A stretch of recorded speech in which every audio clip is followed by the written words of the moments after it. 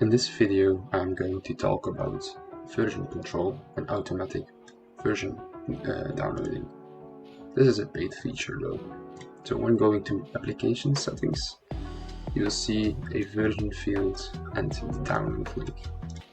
So basically, when the user has a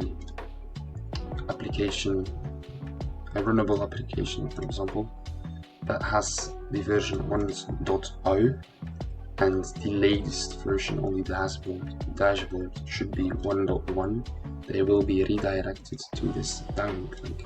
So let's say, for example, we do just our website link. This can be any file hosting like Mega, Dropbox, Discord even, like anything that can host files and redirect to the direct download link, or not even direct download link. And honestly, you don't need to use this download link. I mean, you should use, but there is an alternative. You can use our file streaming feature we have available, but that's for another video. So, obviously, disable development mode. We already covered developer mode and integrity check in another video, and paste the download link for now. Save. Then when we run through the code, so if this is false, this is covered in another video, it will check the version from the dashboard and the actual app version we got when initializing the application.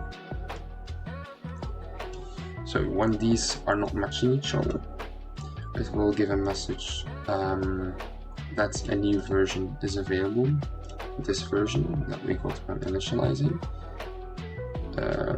Excuse me, right here. Yeah. It will say that a new version is available. Yeah, okay, I was lost for a moment. And it will redirect to the update. So then it starts the download link, or you can do what can you do? API dot download file, and then the file ID. But that I will cover this in another video. So ID 1, for example. So you can use these two methods, but this is for another video. So for now, we will do this. So let's say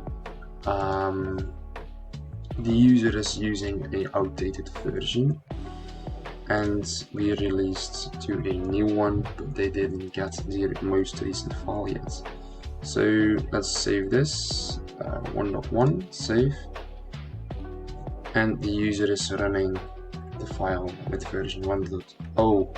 So let's try to run this. Update 1.1 available, redirecting, and right there it opens the website. So this is a pretty straightforward feature.